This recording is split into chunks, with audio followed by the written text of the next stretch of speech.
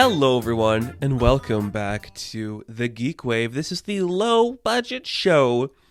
'Tis the show so low, there's no budget. We are officially bankrupt, and we are asking for a loan from the bank to continue making our Orson Welles masterpiece, The Other Side of the Wind. And nobody wants to bankroll this. We don't have any money coming in.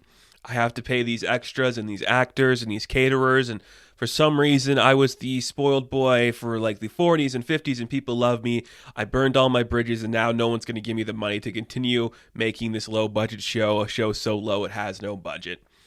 Yep, I just rambled on about The Other Side of the Wind. I bet you wouldn't hear anybody else in 2022 talk about The Other Side of the Wind. That is a weird movie that I always tell people to check out because it's fucking insane. And it exists. The weird part is it exists and it's terrible, and I love every second of it.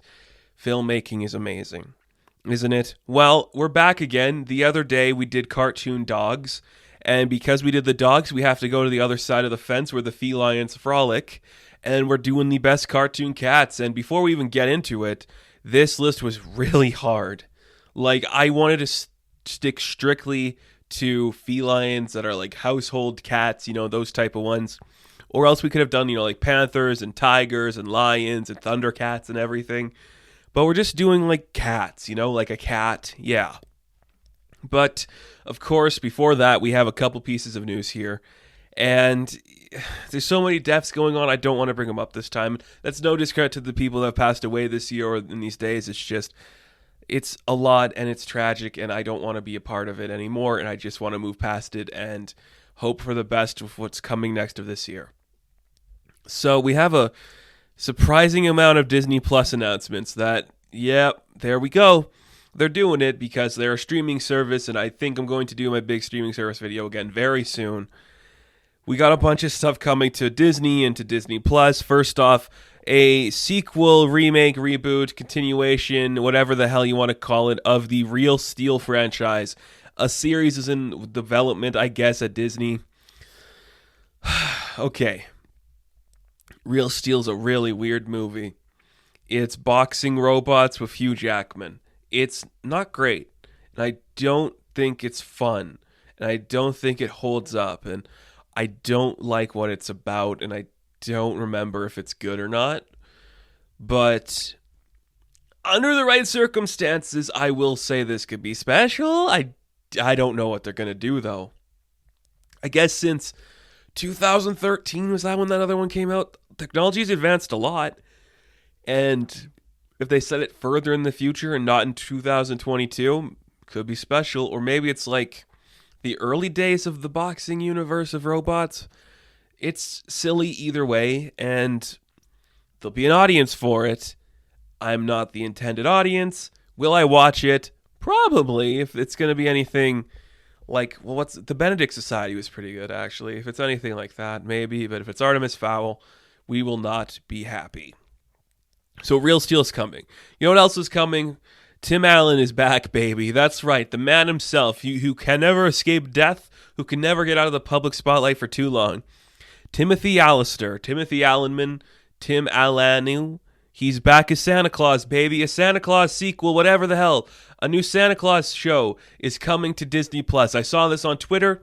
My first reaction was, make this like the Joker movie. Because imagine like a bitter old Santa Claus looking at society today and how it's broken him down. He's just miserable. He's upset. His wife hasn't left him because he needs a Mrs. Claus in order to be Santa Claus.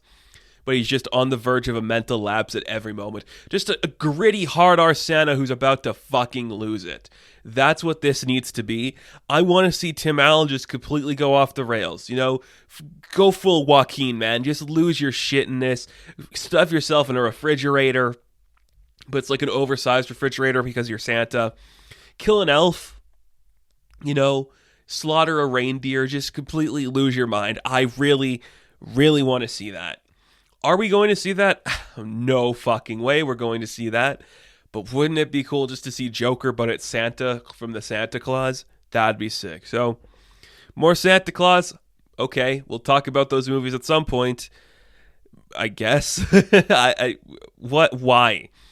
Why do people think we want these? I don't understand. The time for Real Steel is past. The time for the Santa Claus is past. There is one announcement they made that I'm genuinely excited for because this is one of my favorite Disney cartoons of all time, and we'll be talking about it more on this video. The Aristocats is getting a live-action reboot. Say live action, it's going to be probably cats in CG. You know, you're not going to have real cats. We're going to want the cats to talk and shit, so yeah. It's awesome. We'll talk about them more. I do want to bring it up because we're talking about the best cartoon cats, and we have to put old Thomas O'Malley on that list, so there's a little spoiler for you when we get into it. But Aristocats, yes, please. That movie's amazing. It's offensive at times, which sucks, but it's awesome, and I like it. Venturing from Disney, we head over to Warner Brothers because they gave us our first look, and from this too, because this is a couple weeks old now, we saw a lot more from the Batgirl film. So we saw some concept art. We saw some leaked pictures where we see, like Robin and Batman there. We saw some behind the scenes of Brendan Fraser as Firefly. But we also got our first look at Leslie Grace in the Batgirl suit. And I already know what people are saying. Why does it look bad? It doesn't. It looks fucking amazing. I love this suit. I've said this before. This might be my most anticipated superhero film in a very long time. I'm trying to think of another one. I want to see Pierce Brosnan as Dr. Fate, I think, more than anybody else in a superhero movie. But this Batgirl film looks so fun and interesting. I hope it doesn't get bogged down by a bunch of bullshit. I really like the Gotham aesthetic it's going for. I just like how it could be in any timeline. I love they're using the Burnside costume. It looks so cool. Our boy Brendan Fraser's getting some play. I really love everything this film is doing, and it's working so well for me. It's working so well.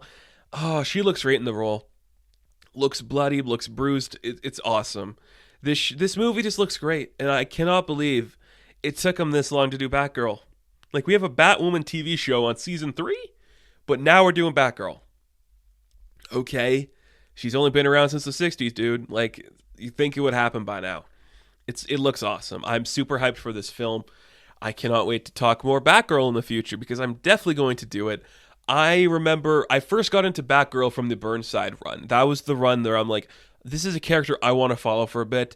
I never really had the magic captured again since then. And I'm trying to find... I think Gail Simone did great when she did Birds of Prey. That was fun. But again, Barbara is a really fascinating character. And when she's done right, I hope you get something good out of it. But sometimes it's a miss. Sometimes it's a hit.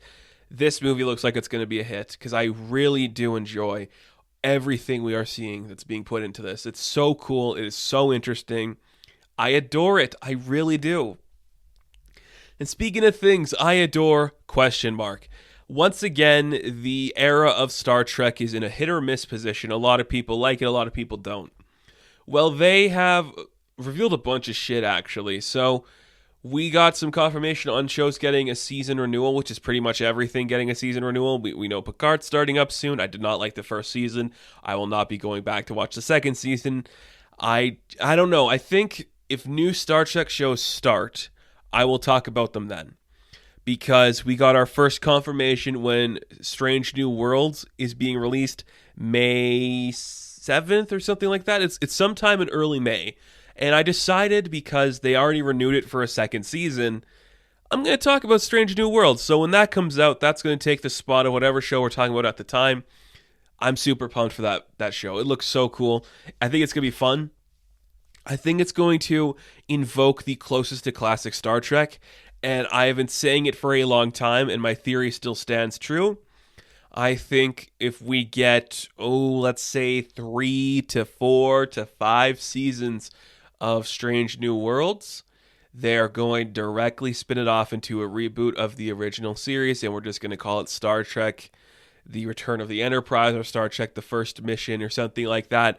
We already recast Spock, we already recast Uhura. I think we're going to get everybody. Scotty's coming, Bones is coming, Kirk's coming. I think it's going to happen. Looks great. Second season renewal. Star Trek Lower Decks got 2 more additional seasons added to it, which is great because this is something I'm just genuinely impressed by, that the animation in a Star Trek cartoon is so good. It is just breathtaking. Some of the best animation I have seen all year. It is so amazing, and that second season looked fantastic. So those are the Star Trek projects, I should say, that I'm looking forward to. Of course, Discovery and Picard are out there. People like those. They're not for me. And hopefully that picks up and somebody does something cool with those. But Strange New Worlds, Lower Decks, they're good shit. I'm excited to see what comes next. Maybe I will do a video talking about my pitches for a Star Trek show or a Star Trek movie, because that could be really fun. But rest assured, good folks of the internet, we will not be done talking Star Trek in the near future or in the far future. It's coming very soon. And going from one end of the spectrum with science fiction, we jump over to the world of fantasy. Because Amazon Studios, the company behind all of your favorite Amazon Day deals, they have officially revealed the title for their billion-dollar Lord of the Rings, whatever the hell it is. A series? Yeah, it's a series. It's got a terrible name. The Lord of the Rings, The Power of the Ring. Terrible name. Absolutely horrendous. Absolutely terrible. Doesn't sound like anything. Doesn't sound like it could be anything. Just so weak and so bad. And that the video they showed where they're like melting the gold into like the symbol was actually practically done.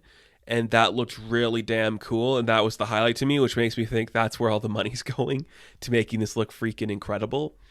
So as much as I think setting a Lord of the Rings show millennia before the events of the movies is stupid and pointless, yeah, we'll be talking Lord of the Rings. Yes, I'll be talking about this. It's Lord of the Rings. It's Lord of the Rings. Why wouldn't I? You know, I didn't like how Game of Thrones went. Maybe I'll like what happens to the next big fantasy thing. I still haven't finished The Witcher. I don't think I'm going to. Might be in the minority here, and this has nothing to do with Lord of the Rings, but I'm going to say it. I don't want to see Henry Cavill anymore. I don't know. None of the projects he does gets me excited to see him continue. So, cool. Yes, we got Lord of the Rings to look forward to. Oh, and fucking House of the Dragon comes out soon. Holy shit. Big fantasy. Why is there so much big fantasy? Okay, I have a pitch I want to do so bad for an epic fantasy series. I'm not going to tell anybody. I've just been sitting on that for so long. It's probably one of the next books I'm going to work on when that ever comes to fruition, but I guess that's cool. I don't know why I'm telling you guys this, but just so much fantasy. It's both good and both bad. The Wheel of Time was really just something, wasn't it? I never watched it. But I'm just, oh man, Wheel of Time. I'm going to save it for another video. I'm going to save it for another video talking about adaptations and why they all look the same. I think it's just because it's cheap to make them look this way, but every single fucking one of these adaptations, they all look identical. And it's so boring. But we do have another piece of news here, which kind of came out of nowhere. For anybody, this came out of nowhere. Apple TV. We went to Disney. We talked about Amazon. Let's go to Apple for a bit. They are developing, in collaboration with, I'm going to say, Legendary and whoever owns Godzilla at this point, well, a Godzilla TV show following the events of the 2014 movie. A family learns some shit about Monarch. Okay, I get this. I really fucking get it. I completely understand Godzilla on TV. I do. Animated's where I'd go, just because those animated Godzilla stuff they've shown recently on Netflix, they've been surprisingly good. Why the hell would anybody in their right mind give a shit about a Godzilla show following the events of a stupid family trying to unravel a mystery? Unless they are constantly berated by monsters, who cares? This sounds so insane to me, and I cannot believe it's happening. So that is unbelievable. Also, I just remembered that I think Michael Bay is producing a new Raid movie. It's like a actual American, ripoff.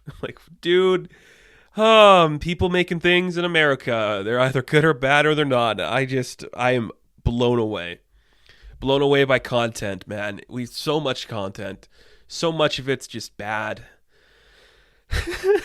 Oh man, Real Steel, Godzilla, and the Santa Claus are all coming back. Why? Why are these things happening? It's unbelievable. It's really unbelievable, the things that come back. I mean, I should literally just do a video, and I might, where I just put a list of random names of properties into a generator and say, hey, let's just randomly throw a director and actor into making a new one of these. Fuck, content, man. There's so much content. So that's all the news we got. We're going to take a quick break, and when we do come back from that break, we're going to be jumping into the world of cartoon cats, because this was a weird one, and I cannot wait to talk about it.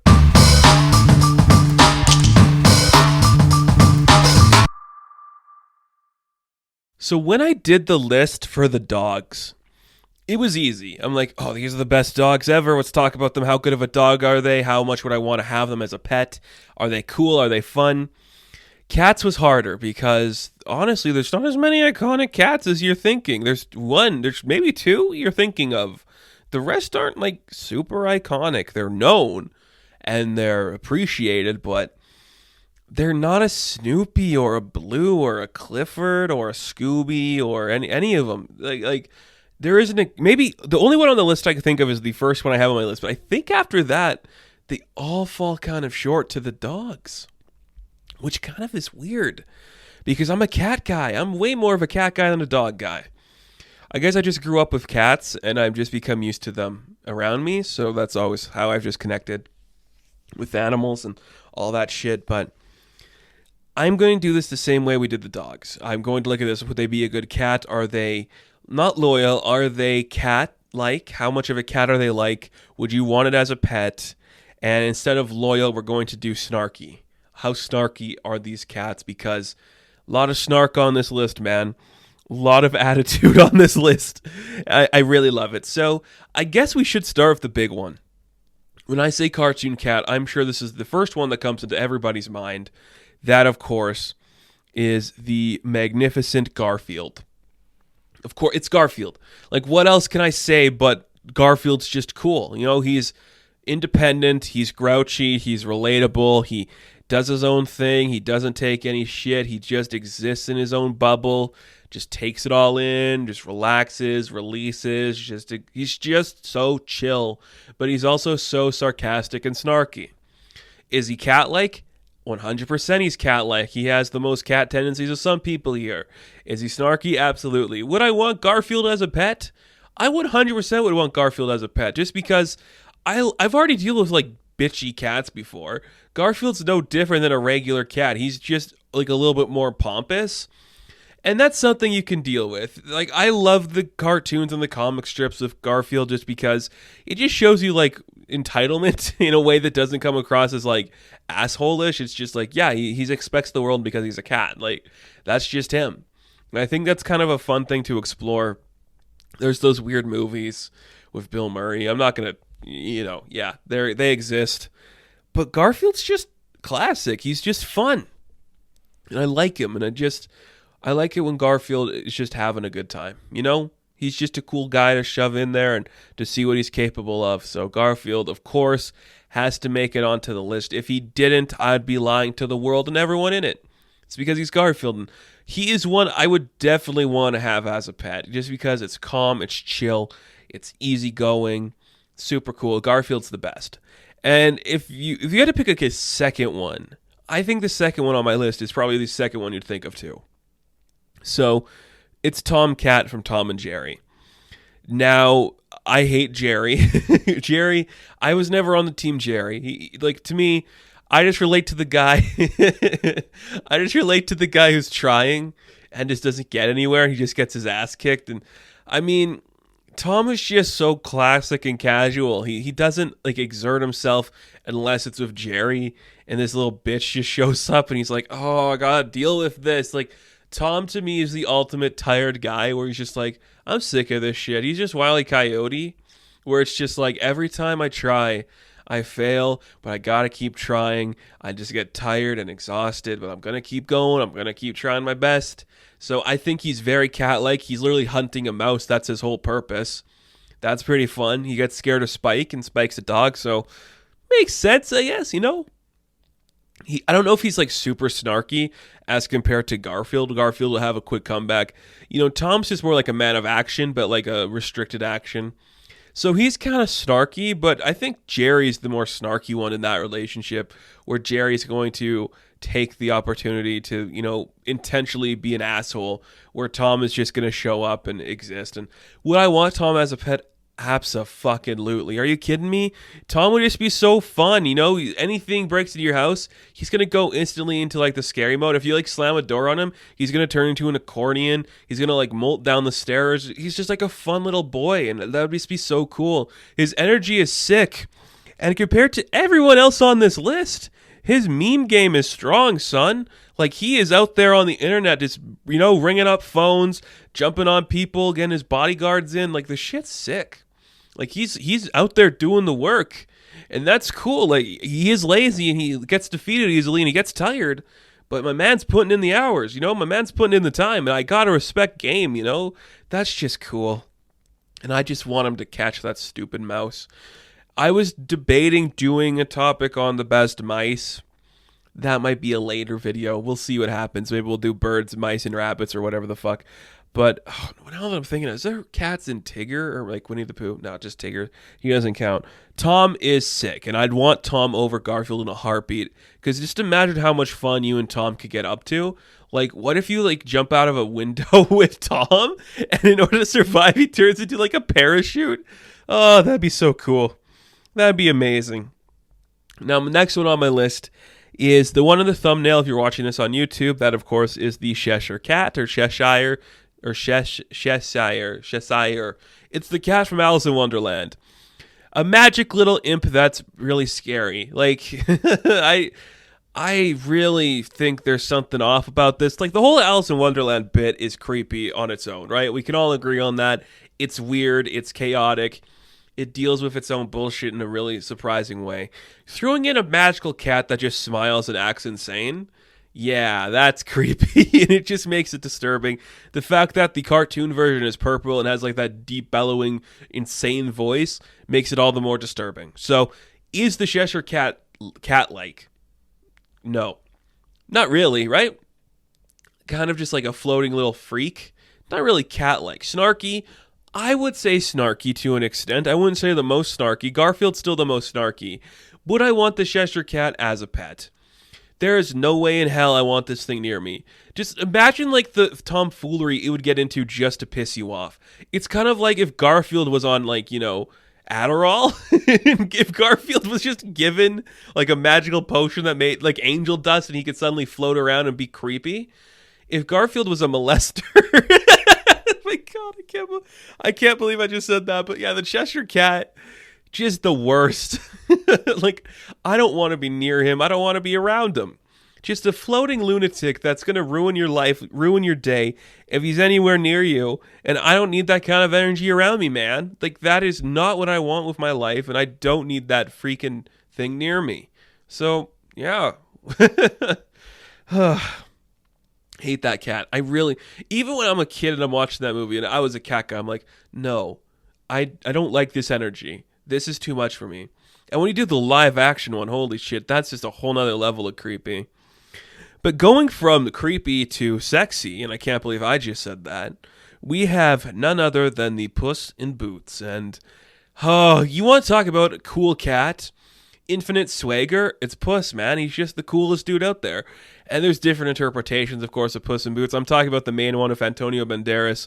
Like, just calm, cool, collected, super sick, super fun, a swashbuckling, cool dude. Puss in Boots is awesome. Like, every appearance in a movie he's in, he's like the funny guy who's in there. He's just like the cool, overdramatic guy. It's amazing. When he has his own film, it's just such a good film. I love every second of it. Oh, I just love his... He looks iconic. I love the boots and the hat and the sword. I really adore him. So is Puss in Boots cat-like? He goes out of his way not to be cat-like, but he does do the cat things. He makes the big pouty eyes. He'll drink milk when it comes up. You know, he'll act like a cat. He'll scratch. He'll claw. He'll hiss. He'll meow. It's awesome, and he's cool. Is he snarky? Kinda. He's snarky when he's working alongside Donkey and Shrek. And if that's the version we're going with, yes, he is snarky. When he's on his own, he's a little bit more like that Lone Ranger type character where he's up on his own. Or Zorro, I should say, because he's clearly a ripoff of Zorro. He's got that energy to him. And I think that energy is just really cool to see. I love Puss in Boots. And would I want Puss in Boots as a pet? I would absolutely adore it. Could you imagine your Amazon packages being delivered and suddenly there's a knock on the door and Puss just wakes up, grabs his hat and boots, and he runs to the door. He's like, "Who is this intruder?" And just like amazing. That would be so cute and fun. You could take him anywhere just because he could be well behaved. But if he gets out of line, if he gets drunk and gets out of line, your cat's gonna take some names, man. That would be so sick and so fun. And I can't believe I said it at the beginning again, too. This cat's just sexy. If you were a cat, and I always have to describe this way to people when I bring this up. If I were a cat, if you were a cat and you saw Puss in Boots walking around, your head would turn, your tail would get stiff, and you just watch as that man strutted past you. Cause he's sexy in terms of if you were a cat. If you're a human, he's cute. If you're a cat, you want to take him home and share a litter box, He's beautiful. I love it. I adore it. I applaud it. I support him. I want to be Puss. Do I want him more than Tom? No. Tom still holds the cake as the one I want the most. And then that leads us in to another Looney Tuner over here. We got Sylvester the cat. And this is an interesting one to me just because I think Sylvester's fun. I've always liked this character. He's very enjoyable. He's very fun and interesting. He does a lot of creative and weird stuff, just being kind of that Tom and Jerry where he's after the Tweety bird. But he's just not as iconic or fun. He kind of gets relegated to the sidelines just in terms of the universe he's a part of, which I completely understand because he's not a top list character over there. It definitely gets overshadowed by the ducks and the bugs and everything. And I get that completely. But when Sylvester shines, he shines bright. He's just got some personality. He's got the iconic, distinctive voice. He's got his catchphrases, which I think work really well. And he's just got some really cool vibes that I seriously enjoy to see. So, is he cat-like?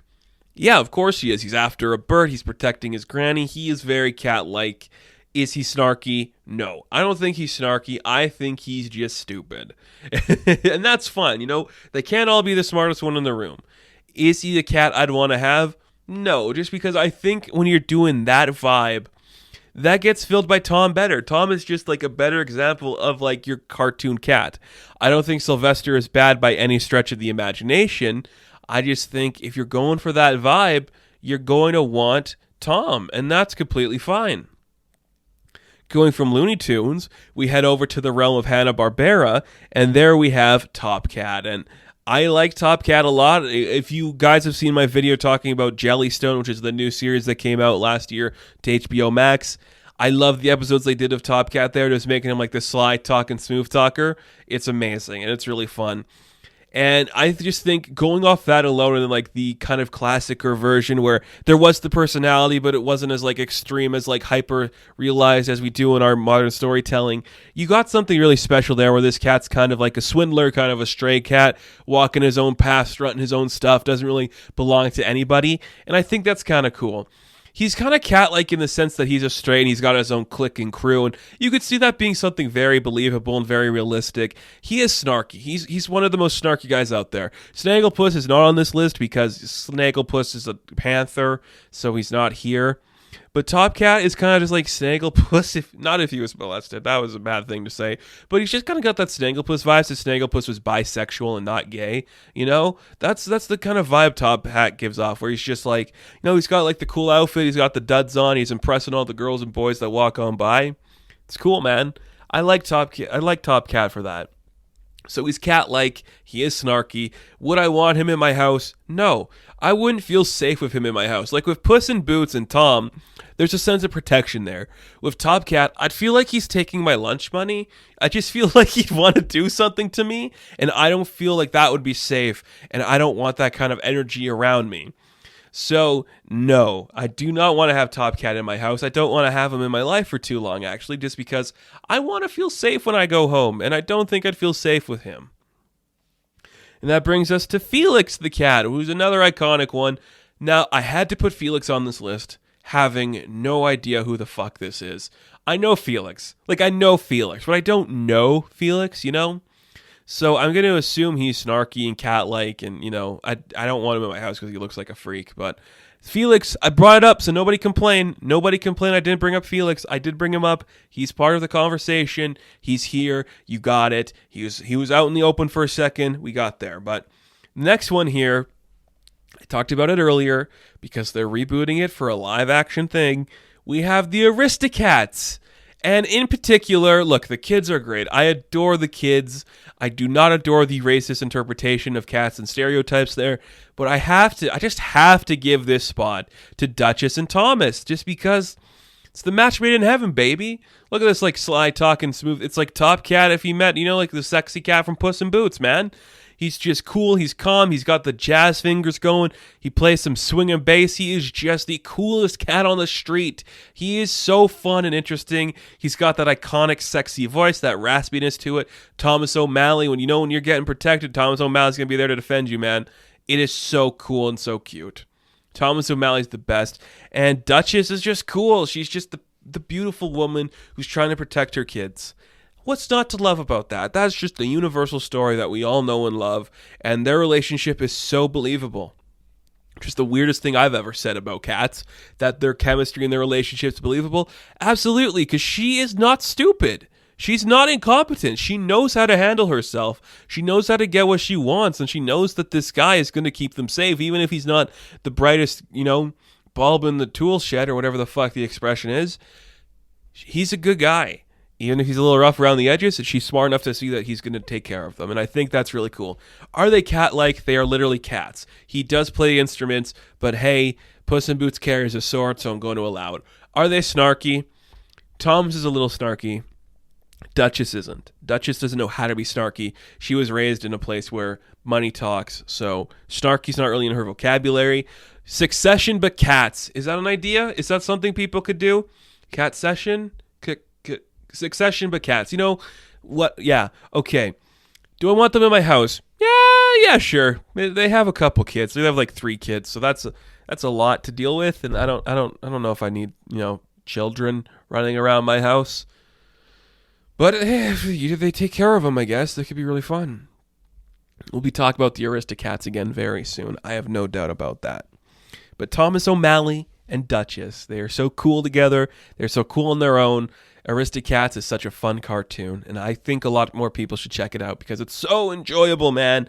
It is so fun. Now, the next one on my list, okay, this might be up for contention with some people, but I'm going to do it anyways. Princess Carolyn. Now, I know at some point in the near future or the far future, I'm doing a retrospective on BoJack Horseman because that show is brilliant, but Princess Carolyn is a really complex character, and I think the show has really turned her from just being like the overstrained boss assistant lady to full-on developing her life and her emotion. And that's a really cool progression to see. I think she's the only anamorphic cat I'm allowing on here because she's humanoid and all that stuff, but she is very cat-like, she is very snarky, and she is somebody I would like to have in my life. So she does fit the criteria pretty well for a cat.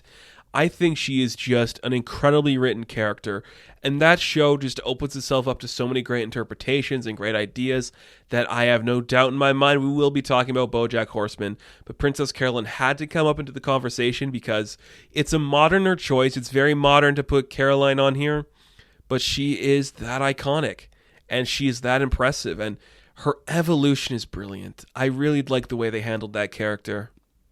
Letting her become a mother and not having it be a thing that breaks her, just having it be a thing that she deals with. I think that's really impressive and a really cool thing to do. So Princess Carolyn was on my list for that reason. And of course, this one's kind of a stretch, but I'm going to allow it to because it's very important. I was looking at anime and I was like, does Luna go on the list? Well, Luna's kind of cool, but I think if you're going to fill a spot for anime, there's no bigger cat in anime than the one from Pokemon, who I guess is technically a cat, Meowth. Of course, it's Meowth. Like, he's snarky, he's a dick, he will say his mind, he's kind of incompetent and dumb, he hangs out with a bunch of losers, but he's iconic, he's known, people like Meowth. I like him. Probably a top 10 Pokemon. I think that's really cool, and I just like the energy that Meowth gives off. It's just kind of like, yeah, we're doing something here. I'm kind of just here for the ride, but I guess I'm going to help out, and I'm the only Pokemon that's talking for some reason. Do we explain it? I don't know. I've never seen that many episodes, but Meowth is iconic. He's crazy. You could pick him out in a silhouette line. You'd be like, that's the cat from that thing, Pokemon. So I had to put it on there.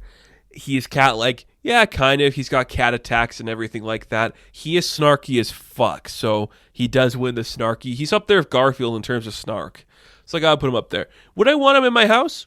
Kind of. I still think Tom's my choice. And I know my last one, which we'll talk about after here, Tom's still my choice. So out of all these cats, I still want Tom and Puss in Boots the most.